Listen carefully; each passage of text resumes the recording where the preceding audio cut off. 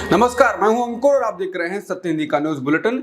एक नजर अब तक की सुर्खियों पर। शेयर बाजार नए साल के पहले दिन सपाट बंद हुआ। साल 2024 के पहले कारोबारी दिन सोमवार की सुबह कमजोर शुरुआत के बाद बाजार में शानदार रिकवरी हुई। हालांकि उसके बाद बाजार में बिकवाली दिखी और आखिरकार सेंसेक्स और निफ्टी सपाट बंद हुआ।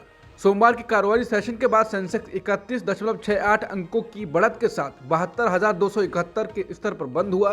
वहीं दूसरी ओर निफ्टी भी 10.50 अंकों की मजबूती के साथ 21,741 के लेवल पर बंद हुआ। सरकार ने दिसंबर 2023 में जीएसटी से करीब 1.65 लाख करोड़ रुपए जुटाए हैं। ये एक साल यानी दिसंबर 2022 के मुकाबले 10% ज्यादा है। तब जीएसटी से 1.49 लाख करोड़ रुपए जुटाए गए थे। वहीं एक महीने पहले नवंबर में सरकार ने जीएसटी से 1.67 लाख करोड़ रुपए जुटाए थे। भारत सरकार ने गोल्डी बराड़ को आतंकी घोषित कर दिया है। भारत सरकार ने यह फैसला यूएपीए के तहत लिया है। गृह मंत्रालय की ओर से जारी नोटिस में कहा गया है कि गोल्डी बराड़ प्रतिबंधित खालिस्तानी संगठन बब्बर खालसा इंटरनेशनल से जुड़ा है। वो भारत में कई बड़े अपराधों में शामिल रहा है।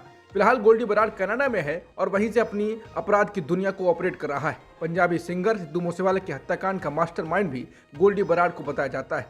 पंजाबी सिंगर मूसेवाले की हत्या के बाद गोल्डी बराड़ ने इस हत्याकांड की जिम्मेदारी ली थी।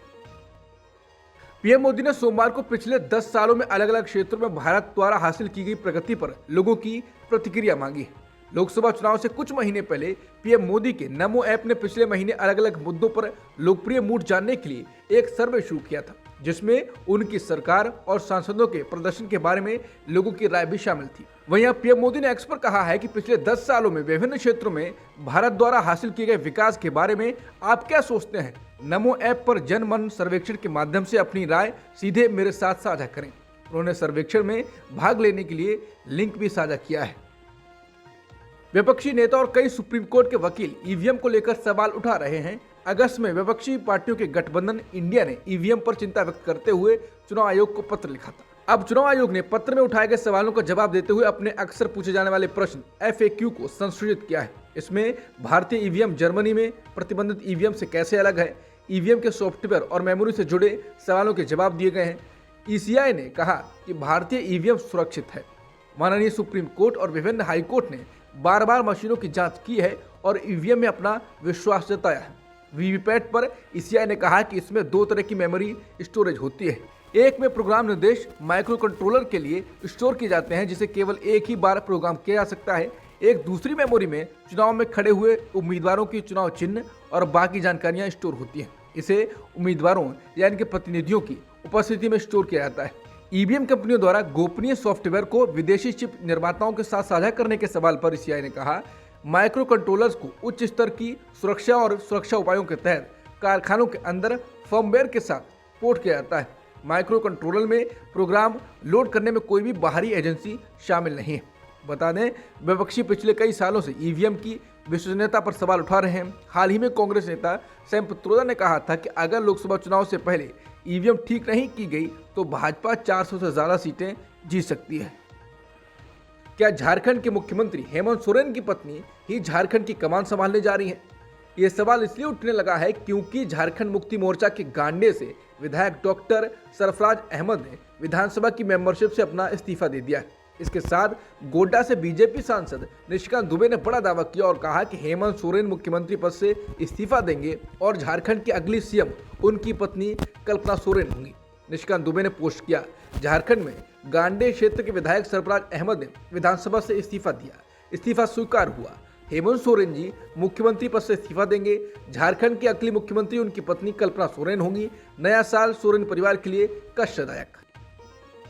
विपक्षी खेमे के हालात का जायजा लेना हो तो सोमवार को महाराष्ट्र के प्रमुख दलित नेता के बयान से लिया जा सकता है। महाराष्ट्र में वंचित बहुजन आघाड़ी के नेता प्रकाश आंबेडकर ने लोकसभा चुनाव नजदीक होने और फिर भी सीट बंटवारे को गंभीरता से नहीं लेने पर कांग्रेस की आलोचना की है।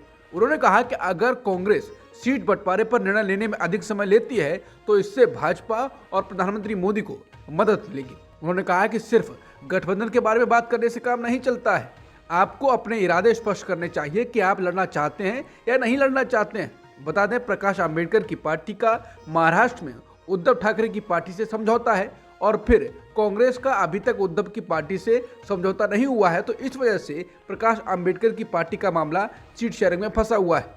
क्योंकि उद्धव को जितनी सीटें मिलेंगी उसी में से उनका शेयर होगा। एनसीपी सांसद सुप्रिया सुले ने विपक्षी दलों के गठबंधन इंडिया के बीच लोकसभा चुनाव के लिए सीट बंटवारे को लेकर जानकारी दी है। सुले ने बताया है कि अगले 8 से 10 दिनों के अंदर सीटों के बंटवारे को लेकर जानकारी साझा की जाएगी। सुप्रिया सुले ने कहा कि इंडिया गठबंधन के अंदर सीटों के बंटवारे को लेकर कोई दुविधा वाली स्थिति नहीं है। 15 दिन पहले दिल्ली में सोनिया गांधी, उद्धव ठाकरे और शरद पवार के बीच मीटिंग हुई थी। उसमें सीट शेयरिंग की बहुत सारी बातें साफ हो गई थी।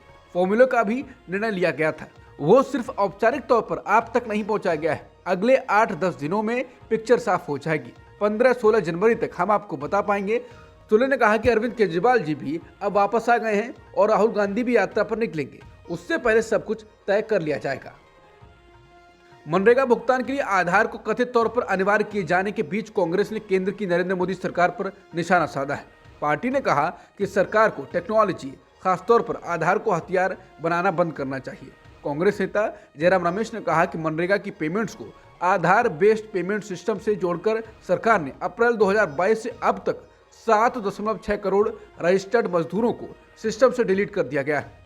1.9 करोड़ रजिस्टर्ड मजदूरों को मौजूदा वित्त वर्ष के 9 महीनों के अंदर सिस्टम से डिलीट कर दिया गया। जयराम ने कहा कि सबसे गरीब और हाशिए पर रहने वाले करोड़ों भारतीयों को पीएम मोदी ने नए साल का क्रूर तोहफा दिया है। जयराम ने कहा कि पीएम मोदी ने इन लोगों को सामान्य आय पाने से रोकने की तरकीब निकाली है। मनरेगा के लिए पीएम मोदी का तिरस्कार अब घातक एक्सपेरिमेंट्स में बदल गया है। कांग्रेस ने आज बीएचयू मामले में प्रेस कॉन्फ्रेंस की। कांग्रेस नेता नेटा डिसूजा ने कहा कि आज मैं न्यूज चैनलों पर शो करने वाले एंकरों को चैलेंज देती हूँ, बीएचयू में हुए गैंगरेप पर, उसमें शामिल बीजेपी के नेताओं पर शो कीजिए। ये बेहद महत्वपूर्ण मुद्दा है, करिए इस पर आर पार, ब्लैक एंड व्हाइट, और बोलिए हल्ला बोल।